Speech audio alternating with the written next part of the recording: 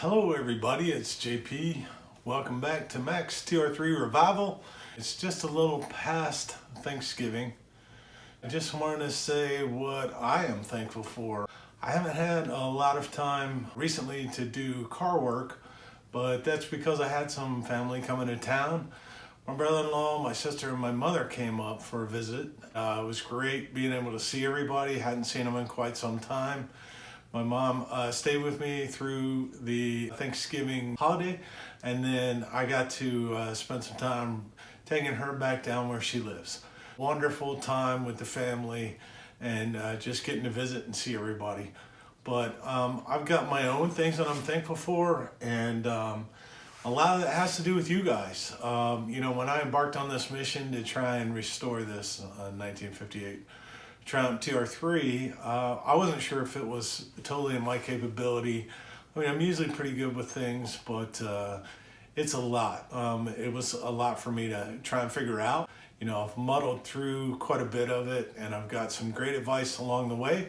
People that I'm thankful for that have helped me include people on British Car Forum, like CJD, my buddy Dave, who came and helped me when it was time to separate the rear end axle. I've got other people along the way. Frank, who is undoubtedly wonderful with metal parts. I got a package that I got just yesterday from Mike, who runs Penny's TR3 channel.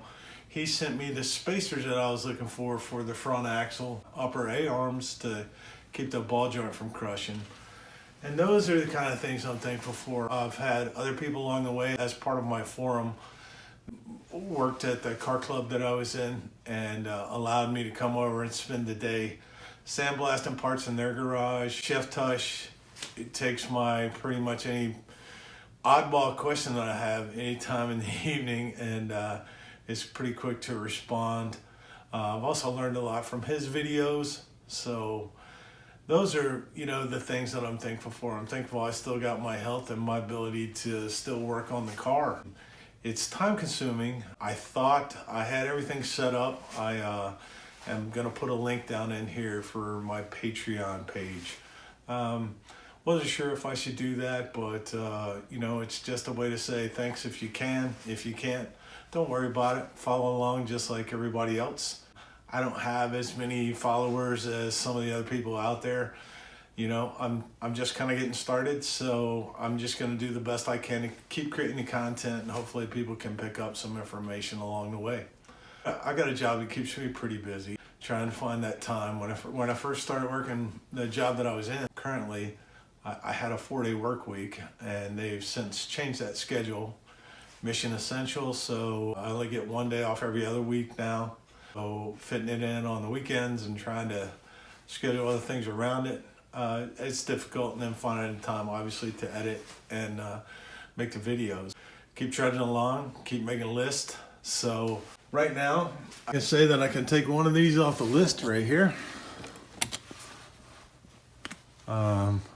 which is machine a spacer for the upper ball joint. And that's thanks to my buddy Mike, Penny's TR3. If you happen upon his channel, you will get to see some of the work that I haven't done yet. He's pretty much cut that body right in half. So I had a couple comments on some of the work that I've done on the chassis, which is awesome. One individual said that they really liked the color, leaving the color on their crossbar. Had a few other people who have found some parts out about their car that they did not know about, like the little concave portion here, which was the bumper remount. Let's do that again. And lands perfectly, is the right size. Thanks, Frank, for those metal parts that you created. So we're getting closer. Haven't had a lot of time to get the work done, but I do have all the parts into place. We'll be painting and putting in my spacers. We'll take a look at those.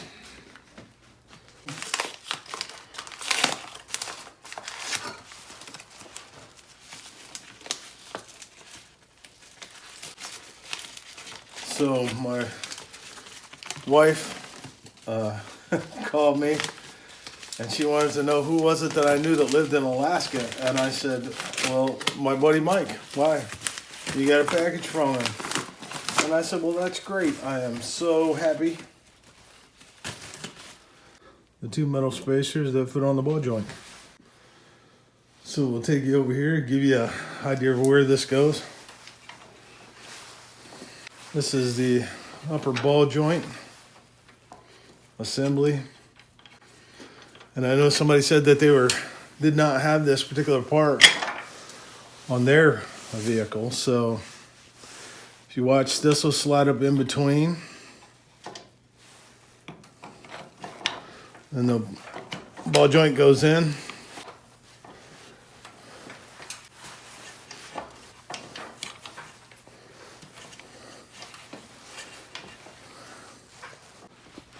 So just to make sure you get an idea of what's going on there, there's the spacer that's in place. Of course, I haven't tightened this down and I have not installed the cotter pin that's needed on the backside or torque this. But that basically keeps it from crushing in. I'm talking about when you tighten up the backside of this to seat this ball joint in here, there's a space in between these A-arms. And this washer just fills that space in order to keep it so it doesn't crush in. So there's one that's obviously in place. Here's what it looks like when it's missing. That was the side that I worked on. Didn't have it. The second one in. Once again, try and give you a little better view. Everything is loose. I'm just gonna take this castle nut off the back. Just pull this ball joint out. You stick the spacer and it fits up in between the middle. And I'm sure there's plenty of pictures and drawings. But like I said, when I looked it up, it was in LA. That part was no longer available. So talked to some friends of mine who were gonna machine some parts for me. Frank was very nice and sent me some exact measurements on the piece that he had, and also offered his parts since he's running a different style setup on his. My brother-in-law has a lathe and machines that he has access to at a place called Hackerspace in Wisconsin. He was going to take the information from the measurements and make that for me. So my daughter's boyfriend actually has a place where he could do the same kind of work. So lots of options available, but Mike was kind enough to be one of the first people to respond, and I took him up on his offer. There we go. Second piece is in. The only other thing I may do is pull it back out and throw a little paint on it. So the car was partially disassembled when I took over the project quite a few years back. When I originally brought it up to start working on it, didn't know that much about it. Did a lot of research. Kind of started playing around with it, but I wasn't real serious about it.